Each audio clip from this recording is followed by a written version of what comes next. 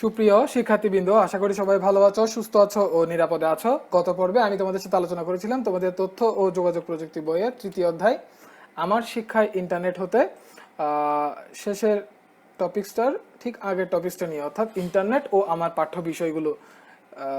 এই টপিক্সটা নিয়ে তোমাদের সাথে কথা বলেছিলাম। তো আজকের পর্বে আমি তোমাদের সাথে কথা বলবো আমার ভবিষ্যৎ কেরিয়ার ও আইসিটি এই টপিকটা নিয়ে।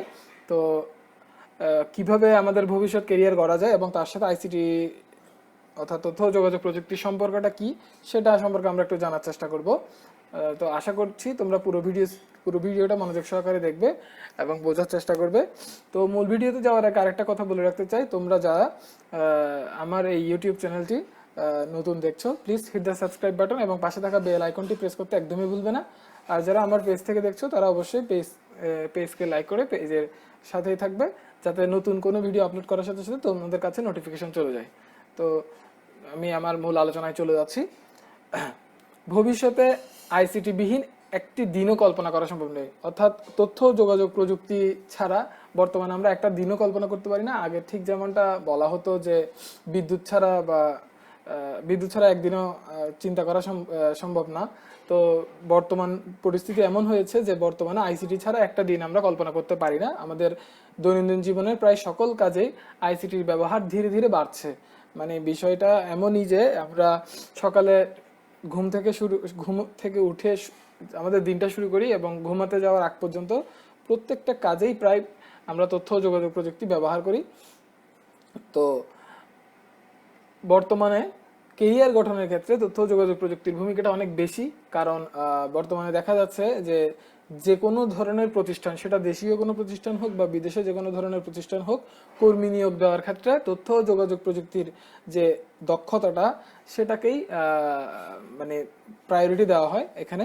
তো আরেকটা বিষয় যেটা, যে বর্তমানে যে কোনো ধরনের চাকরিতে আমাদের দেশীয় যে কোনো খাতে, সরকারি বেসরকারি খাতে, যে কোনো খাতেই চাকরি করার ক্ষেত্রে বা কেরিয়ার গড়ার ক্ষেত্রে তথ্য যোগাযোগ প্রযুক্তির যে সাধারণ ব্যবহারগুলো রয়েছে, প্রাথমিক যে দক্ষতাগুলো রয়েছে, সেই দক্ষতাগুলো আমাদের অবশ্যই থাকতে হবে।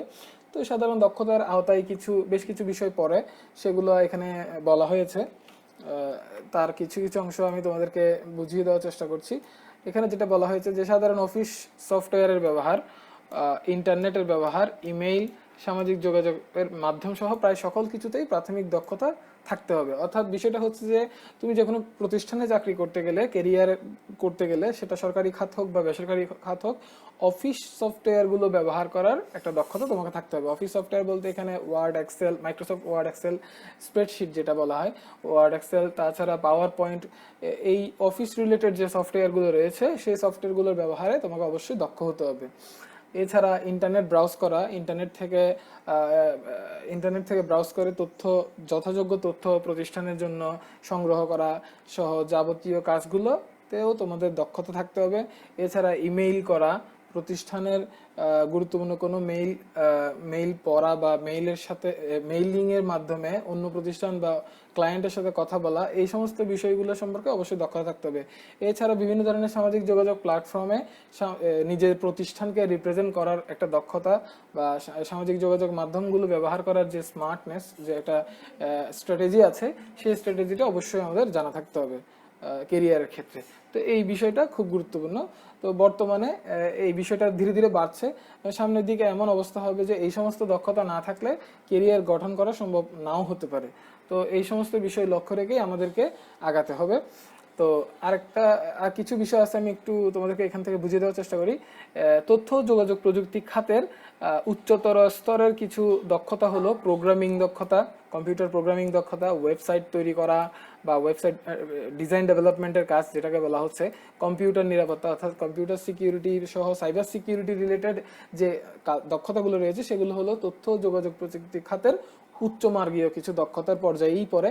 তো এই সমস্ত দক্ষতা যদি থাকে, সাধারণ দক্ষতা তো অবশ্যই আমাদের প্রয়োজন হবেই। সাধারণ দক্ষতাগুলো কি সেগুলো এখানে সংক্ষেপে তুলে ধরেছে। আর এই যে উচ্চমার্গীয় কিছু দক্ষতার কথা বললাম, এই দক্ষতাগুলো যদি তোমার অভিজ্ঞতা ঝুলিতে যদি থাকে, তোমার অর্জনে যদি থাকে তাহলে আইসিটি খাতে কেরিয়ার গঠন করাটা খুব একটা কঠিন কিছু না। অর্থাৎ বিষয়টা হচ্ছে অনেকে দেখা যায় শুধুমাত্র প্রোগ্রামিং করে নিজেদের কেরিয়ারটা গঠন করেছে। প্রোগ্রামিং বিষয়টা কি একটু পরে আসছি, আমি তোমাদেরকে পরিচয় করিয়ে দেওয়ার চেষ্টা করব। এছাড়া অনেকেই আছে শুধুমাত্র ওয়েবসাইট ডেভেলপমেন্ট ডিজাইন করেই কিন্তু নিজেদের কেরিয়ার বিল্ড আপ করেছে, এটার উপরে নিজেদের কেরিয়ার বিল্ড আপ করেছে। আবার অনেকে আছে সাইবার সিকিউরিটি বা কম্পিউটার সিকিউরিটি নিয়ে কাজ করে। তো এই সমস্ত কাজগুলোর ডিমান্ড শুধু আমাদের দেশে নয়, বাইরের দেশেও রয়েছে। অর্থাৎ বিশ্বব্যাপী তথ্য ও যোগাযোগ প্রযুক্তি খাতের এই সমস্ত কাজের কেরিয়ার গঠনের অনেক সুযোগ রয়েছে। তো এই প্রোগ্রামিং বিষয়টা কি, ওয়েবসাইট ডেভেলপমেন্ট বিষয়টা কি, কম্পিউটার সিকিউরিটি বিষয়টা কি, সেগুলো সম্পর্কে আমি একটু পরেই বলবো তোমাদেরকে। তার আগে আরেকটা কথা বলে রাখি, আইসিটি খাতের তথ্য যোগাযোগ প্রযুক্তি খাতের চাকরির ক্ষেত্র বা কেরিয়ার গঠনের ক্ষেত্রের অভাব নেই বললেই চলে। অর্থাৎ হাজার হাজার সেক্টর রয়েছে তথ্য যোগাযোগ প্রযুক্তি খাতে, যেগুলো বলে শেষ করা যাবে না। যেমন ধরো এখানে আরো কয়েকটা খাতের কথা বলেছে, computer, internet, mobile, call centre. অর্থাৎ শুধুমাত্র একটা কম্পিউটার নিয়ে বসে প্রফেশনালি কিছু কাজ করে তুমি আয় করতে পারো, অথবা ইন্টারনেট সার্ভিস প্রোভাইডার যারা রয়েছে সেই ইন্টারনেট সার্ভিস প্রোভাইডারের কাছেও কিন্তু তথ্য যোগাযোগ প্রযুক্তি খাতে দক্ষ মানুষ প্রয়োজন। এছাড়া টেলিকমিউনিকেশন যে প্রতিষ্ঠানগুলো রয়েছে, বিভিন্ন টেলিকমিউনিকেশন প্রতিষ্ঠানগুলোতেও কিন্তু আইসিটি খাতে কেরিয়ার গঠন করার সুযোগ থাকে। এছাড়া কল সেন্টার, এটাও কিন্তু আইসিটি খাতেরই আওতাভুক্ত। তো এই সমস্ত খাতে কেরিয়ার গঠন করার সুযোগ অবাধ রয়েছে। তো বিষয়টা হচ্ছে কেরিয়ার গঠনের ক্ষেত্রে তথ্য যোগাযোগ প্রযুক্তি খাতকে বেছে নেওয়া খুব কঠিন কিছু নয়, কারণ এখানে কাজের মানে কাজের ক্ষেত্রের কোনো অভাব নেই। অর্থাৎ অসংখ্য ধরনের ক্ষেত্র রয়েছে যেগুলোতে নিজেদের দক্ষতাটাকে কাজে লাগিয়ে কেরিয়ার তৈরি করা যাবে। তো আরও কয়েকটা এখানে বলেছে, আমি জাস্ট বলে নিচ্ছি। কম্পিউটার সায়েন্স, কম্পিউটার ইঞ্জিনিয়ারিং, ওই যে যেগুলো এখানে বলা হয়েছে মূলত ঘুরে ফিরে সেগুলোই আসছে। এই যে প্রোগ্রামিং, ওয়েবসাইট নির্মাণ, কম্পিউটারের নিরাপত্তা নিয়ে কাজ করা, এগুলো সবগুলোই কম্পিউটার সায়েন্স, কম্পিউটার ইঞ্জিনিয়ারিং এইসবের আওতাভুক্ত। এছাড়া রয়েছে office automation system design, artificial intelligence, robotic ইঞ্জিনিয়ারিংটা বর্তমানে খুব বেশি পরিমাণ পপুলার। এছাড়া মোবাইল কমিউনিকেশন, ডাটা কমিউনিকেশন, এরকম আরও অনেকগুলো সেক্টর রয়েছে। তো এগুলো বলে শেষ করার অপেক্ষা রাখে না যে অনেকগুলোই ক্ষেত্র রয়েছে তথ্য যোগাযোগ প্রযুক্তি খাতে। খালি তোমার ইন্টারেস্টের জায়গাটা কোথায় সেটা তোমাকে খুঁজে বের করতে হবে, খুঁজে নিতে হবে যে তুমি কোন সেক্টরটাতে কাজ করতে স্বাচ্ছন্দ্য বোধ করছো। তো বিষয়টা মাথায় রেখে আমাদেরকে একটু একটু করে আগাতে হবে। তো শুরুতেই আমরা যেহেতু এখন মাধ্যমিক পর্যায়ে রয়েছি, আমাদের কাজ হবে বেসিক যে তথ্য যোগাযোগ প্রযুক্তি খাতের দক্ষতা রয়েছে সেগুলো আস্তে আস্তে অর্জন করা। তো তোমাদের এই বইটাতে বেসিক অফিস সফটওয়্যার ব্যবহারের কিছু নিয়মাবলী, কিভাবে ইন্টারনেট ব্রাউজ করতে হয়, কিভাবে সফটওয়্যার ইনস্টল করতে হয়, তার অনেক তথ্যই কিন্তু এখানে দেওয়া আছে। তো আশা করছি তোমরা সেই তথ্যগুলোর সম্পর্কে দক্ষ হয়েই পরবর্তী ক্লাসে উত্তীর্ণ হবে। তো উচ্চ মাধ্যমিক পর্যায়ে ধীরে ধীরে আরও জানতে পারবে। এর পাশাপাশি তোমরা নিজেদের প্রোগ্রামিং দক্ষতাটাকে আস্তে আস্তে তৈরি করে নিতে পারো, অর্থাৎ তোমরা প্রোগ্রামিং সেক্টরে নিজেদেরকে গড়ে নিতে পারো। তো এখন তোমাদের মনে একটা প্রশ্ন আসতে পারে, স্যার আপনি তো প্রোগ্রামিং সম্পর্কে বলছেন, যে প্রোগ্রামিং সম্পর্কে কেরিয়ার করার কথা বলছেন, এই প্রোগ্রামিং বিষয়টা কি, সেটা সম্পর্কে আমাদের তো পরিচয় করিয়ে দিলেন না। তো আমি প্রোগ্রামিং বিষয়ে তোমাদের সাথে একটু শেয়ার করার চেষ্টা করবো। এখন লক্ষ্য করো, প্রোগ্রামিং বিষয়টা বলার আগে তোমাদেরকে আরেকটা কথা বলে রাখতে চাই। আমরা কিন্তু প্রতিনিয়তই হরহামেশাই অনেকগুলো সফটওয়্যার ব্যবহার করি, অনেকগুলো অ্যাপস ব্যবহার করি, বা অনেক ধরনের ওয়েবসাইট ব্যবহার করি নিত্য নৈমিত্তিক। তো এই ধরনের সফটওয়্যার, অ্যাপস বা ওয়েবসাইটগুলো তৈরি হয় কিভাবে, এটা কখনো তোমরা চিন্তা করেছো? আশা করি তোমরা অনেকেই হয়তো এটা চিন্তা করেছো যে কিভাবে এই সফটওয়্যারগুলো তৈরি হয়, বা কিভাবে এই অ্যাপসগুলো বা কিভাবে এই ওয়েবসাইটগুলো তৈরি হয়। তো এই সফটওয়্যার, ওয়েবসাইট বা অ্যাপসগুলো তৈরি হয় মূলত কম্পিউটারের মাধ্যমে, অর্থাৎ কম্পিউটারাইজড কিছু সিস্টেম এগুলো। তো এই সফটওয়্যারগুলো হচ্ছে মূলত কি, কিছু সেট অফ ইনস্ট্রাকশন, অর্থাৎ কিছু নির্দেশনা সমষ্টি, একটা নির্দেশনার একটা প্যাকেজ বলা যেতে পারে প্রত্যেকটা সফটওয়্যারকে। তো এই নির্দেশনার প্যাকেজগুলো মূলত তৈরি হয় কিসের মাধ্যমে? কম্পিউটারের মাধ্যমে। কম্পিউটারে কিছু সফটওয়্যার ব্যবহার করে এই নির্দেশনার সেট বা নির্দেশনার প্যাকেজগুলো তৈরি করা হয়। তো নির্দেশনার প্যাকেজগুলো তৈরি করা হয় যেহেতু কম্পিউটারে বসে, তাহলে কম্পিউটারের সাথে আমাদের কমিউনিকেট করতে হচ্ছে। তো আমরা যখন মানুষের সাথে মানুষ কমিউনিকেট করি তখন কিন্তু আমরা যে কোনো একটা ভাষা ব্যবহার করি, বাংলা, ইংরেজি বা স্প্যানিশ বা যে কোনো ভাষা আমরা ব্যবহার করি।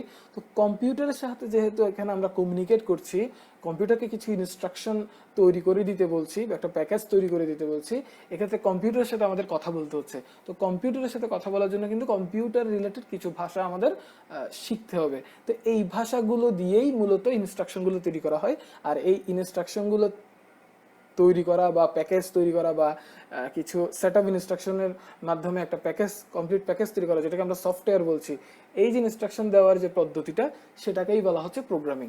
তো আশা করি তোমরা কিছুটা হলেও বুঝতে পেরেছো। তো এই ধরনের প্রোগ্রামিং প্রোগ্রামিং ভাষাগত দক্ষতা অর্জন আমাদের করতে হবে। অর্থাৎ আমরা যদি প্রোগ্রামিং বিষয়ে কেরিয়ার করতে চাই, তো আমি একটু বিষয়টা তোমাদেরকে ক্লিয়ার করার চেষ্টা করি। প্রোগ্রামিং বিষয়ে যদি কেরিয়ার করতে হয় সেক্ষেত্রে আমাদেরকে কয়েকটা বিষয় লক্ষ্য রাখতে হবে। প্রথমত সেটা হলো আমরা যেহেতু কম্পিউটারে বসে সেট অফ ইনস্ট্রাকশন তৈরি করব বা প্যাকেজ তৈরি করব বা সফটওয়্যার অ্যাপস যাই বলি না কেন তৈরি করব, তো এক্ষেত্রে আমাদেরকে অবশ্যই প্রোগ্রামিং ভাষা বিষয়ক দক্ষতাটা প্রথমত অর্জন করতে হবে। তো বিভিন্ন ধরনের প্রোগ্রামিং ভাষা আমাদের বর্তমান তথ্য যোগাযোগ প্রযুক্তি খাতে প্রচলিত রয়েছে। C, C plus plus, C plus plus, Java, অ্যান্ড্রয়েডটা মূলত জাভার উপর ভিত্তি করেই তৈরি, পাইথন, পিএইচপি, এই ধরনের বিভিন্ন ধরনের প্রোগ্রামিং ভাষা রয়েছে। তো তোমরা প্রোগ্রামিং ভাষাগুলোতে দক্ষতা শুরুতে তোমাদেরকে অর্জন করে নিতে হবে। এর পরবর্তীতে আসছে, যেহেতু আমরা সফটওয়্যার বা অ্যাপস নিয়ে কাজ করছি, এই সফটওয়্যার বা অ্যাপসগুলোর মূল উদ্দেশ্যটা কি? তারা হচ্ছে কম্পিউটারাইজড কিছু সিস্টেম বা কম্পিউটারাইজড কিছু অ্যাপস, যেটা আমাদের প্রাত্যহিক জীবনের বিভিন্ন ধরনের ডেটা নিয়ে কাজ করে। তো এক্ষেত্রে আমাদেরকে দ্বিতীয়ত যেটা করতে হবে, প্রোগ্রামিং ভাষাগত দক্ষতা অর্জনের পাশাপাশি অবশ্যই ডাটা স্ট্রাকচার নিয়ে আমাদের পড়াশোনা করতে হবে। অর্থাৎ কিভাবে তথ্যগুলোকে আমরা ম্যানেজ করতে পারি, কিভাবে তথ্যগুলোকে আমরা ইনপুট করতে পারি আমাদের সিস্টেমে, কিভাবে তথ্যগুলোকে আমরা ইউটিলাইজ করে একটা প্রপার আউটপুট বের করতে পারি, যেটা মানব সমাজের জন্য গুরুত্বপূর্ণ কাজ করবে বা মানব সমাজের জন্য একটা ইফেক্টিভ রেজাল্ট এনে দিবে। তো এই সমস্ত কাজগুলো জানার জন্য অবশ্যই আমাদেরকে ডাটার গঠন সম্পর্কে পড়তে হবে। তো এটাকে বলা হয় ডাটা স্ট্রাকচার। তো এই ডাটা স্ট্রাকচারকে কন্ট্রোল করার জন্য কিছু অ্যালগোরিদম আমাদের জানতে হবে।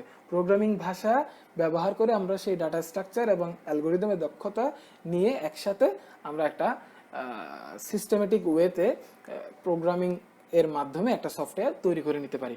তো এই এত যে কথাগুলো বললাম, এগুলো একদিনে তো সম্ভব নয়, এটা ধীরে ধীরে অনেক সাধনার ফসল। তো এক্ষেত্রে আমাদের বর্তমান বাংলাদেশ সরকার একটা সম্ভাবনার দ্বার উন্মোচন করেছে।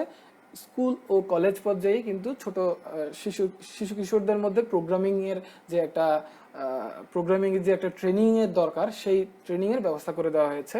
তো আমরা প্রায় সকল স্কুল অ্যান্ড কলেজে খুব উন্নত মানের ল্যাব ফেসিলিটিস দেওয়া হয়েছে এবং অভিজ্ঞ দক্ষ শিক্ষক দেওয়া হয়েছে। তাদের তত্ত্বাবধানে থেকে তোমরা প্রোগ্রামিং বিষয়ে দক্ষতা অর্জন করতে পারো। তো প্রোগ্রামিং বিষয়ে দক্ষতা অর্জন করার পাশাপাশি তোমরা সেই দক্ষতাটাকে কাজে লাগিয়ে প্রতি বছর প্রোগ্রামিং প্রতিযোগিতার আয়োজন করা হয় সরকারি অর্থায়নে। তো সেই প্রতিযোগিতাগুলোতে অংশগ্রহণ করতে পারো এবং নিজেদের কেরিয়ারকে আরো সামনে এগিয়ে নিয়ে যেতে পারো। তোমরা এই প্রোগ্রামিং বিষয়ক যে প্রতিযোগিতার আয়োজন করা হয়, সেই আয়োজনের তথ্য পেতে তোমরা তথ্য ও যোগাযোগ প্রযুক্তি অধিদপ্তরের যে গভর্নমেন্ট অফিসিয়াল সাইট রয়েছে, সেটাতে তোমরা ঘুরে আসতে পারো। এখানে জাতীয় শিশু কিশোর প্রোগ্রামিং প্রতিযোগিতার আয়োজন করা হয়ে থাকে প্রতি বছরই, সেই সম্পর্কে নোটিশ থাকে। তো তোমরা এই নোটিশটা দেখে নিবে, তাহলে কোন কোন প্রোগ্রামিং ভাষা নিয়ে এখানে প্রতিযোগিতার আয়োজন করা হয় এবং কিভাবে কিভাবে প্রতিযোগিতায় অংশগ্রহণ করতে হয় সেই সম্পর্কে বিস্তারিত তথ্য তোমরা এখানে পেয়ে যাবে। তো আশা করি তোমরা বুঝতে পেরেছো প্রোগ্রামিং বিষয়টা কি। তো এটা তো গেল একটা বেসিক লেভেলের কথাবার্তা, যে আমরা কিভাবে আস্তে আস্তে প্রোগ্রামিং কেরিয়ারের দিকে যেতে পারি। তো এই প্রোগ্রামিং কেরিয়ার দিকে গিয়ে আমাদের লাভটা কি হবে? বর্তমানে তোমরা মোবাইল ফোনের প্ল্যাটফর্মে যে যতগুলো অ্যাপস ব্যবহার করো, সেই সবগুলো অ্যাপস কিন্তু এই প্রোগ্রামিং এর মাধ্যমেই তৈরি করা। অর্থাৎ বিভিন্ন প্রোগ্রামাররা তাদের দক্ষতাকে কাজে লাগিয়ে বিভিন্ন অ্যাপস তৈরি করছে এবং এ থেকে তারা অর্থ উপার্জন করছে। তো এই অ্যাপসগুলো সাধারণত কিভাবে অর্থ উপার্জন আমাদেরকে সহায়তা করতে পারে? আমরা যে অ্যাপসগুলো তৈরি করব, সেগুলো যদি অ্যান্ড্রয়েড রিলেটেড কোনো অ্যাপস হয়, সেটা আমরা গুগল প্লে স্টোরে আমরা আপলোড করে দিতে পারি এবং এখান থেকে একটা নির্দিষ্ট পরিমাণ অর্থ অর্জন করতে পারি। তো গুগল প্লে স্টোর সম্পর্কে নিশ্চয়ই তোমাদের ধারণা আছে। তোমরা তোমাদের মোবাইল ফোনগুলোতে যে অ্যাপসগুলো ব্যবহার করো, সেগুলো কিন্তু এই প্লে স্টোর থেকেই ডাউনলোড করে ব্যবহার করো। এছাড়া রয়েছে রয়েছে অ্যাপলের অ্যাপ স্টোর, অ্যাপলের নিজস্ব অ্যাপ স্টোর রয়েছে। তো যারা অ্যাপলের ডিভাইসগুলোর অ্যাপস সম্পর্কে দক্ষতাটা অর্জন করতে পেরেছো, তারা অ্যাপলের ডিভাইসের জন্য অ্যাপস তৈরি করতে পারো, সেখান থেকে তোমাদের একটা উপার্জন হতে পারে, অর্থাৎ এই দিক দিয়ে তোমরা কেরিয়ার করতে পারো। এছাড়াও প্রোগ্রামিং বিষয়ে দক্ষতা অর্জন করলে দেশে বিদেশে যে কোনো তথ্য যোগাযোগ প্রযুক্তি খাত রিলেটেড প্রোগ্রামিং খাতের যে প্রতিষ্ঠানগুলো রয়েছে, বড় বড় প্রতিষ্ঠান, সেই প্রতিষ্ঠানগুলোতেও তোমরা নিজেদের কেরিয়ার গড়তে পারো। বিষয়টা হচ্ছে প্রোগ্রামিং বিষয় বা কম্পিউটার প্রোগ্রামিং বা তথ্য যোগাযোগ প্রযুক্তি খাতের একটাই সুবিধা যে এটার কোনো বাউন্ডারি নেই। অর্থাৎ তুমি দেশে বসে যে কোনো সাধারণ বিশ্ববিদ্যালয়ে পড়াশোনা করেও কিন্তু বিদেশের বড় বড় প্রতিষ্ঠানে চাকরি করতে পারো। গুগল, ফেসবুক, মাইক্রোসফট, ইন্টেলের মতন বড় বড় প্রতিষ্ঠান ফ্রিল্যান্সিং সাইটে তাদের গুরুত্বপূর্ণ কিছু কাজ দিয়ে থাকে। তো তোমরা তাদের কাজগুলো এখানে বাসায় বসেই, ঘরে বসেই করতে পারো। তো এক্ষেত্রে তোমাদের দক্ষতাটাকে তোমরা যদি কাজে লাগাও, সেক্ষেত্রে একটা নির্দিষ্ট অর্থ তোমাদের উপার্জন করার একটা স্কোপ থাকবে, অর্থাৎ এই ক্ষেত্রে ভালো একটা কেরিয়ার গঠনের সুযোগ থাকে।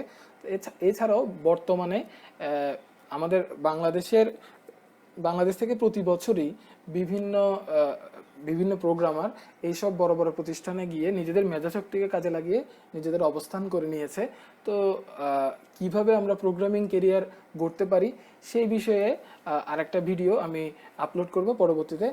আশা করছি তোমরা সেই ভিডিওটাও দেখবে, তাহলে তথ্য যোগাযোগ প্রযুক্তি খাতে, বিশেষ করে প্রোগ্রামিং খাতে কিভাবে কেরিয়ার গড়া যায় সেই সম্পর্কে তোমাদের একটা ধারণা স্পষ্ট হবে।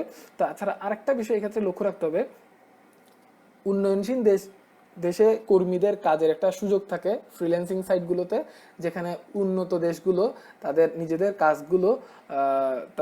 কাজগুলো উন্নয়নশীল দেশের কর্মীদের মাধ্যমে করিয়ে নেয়।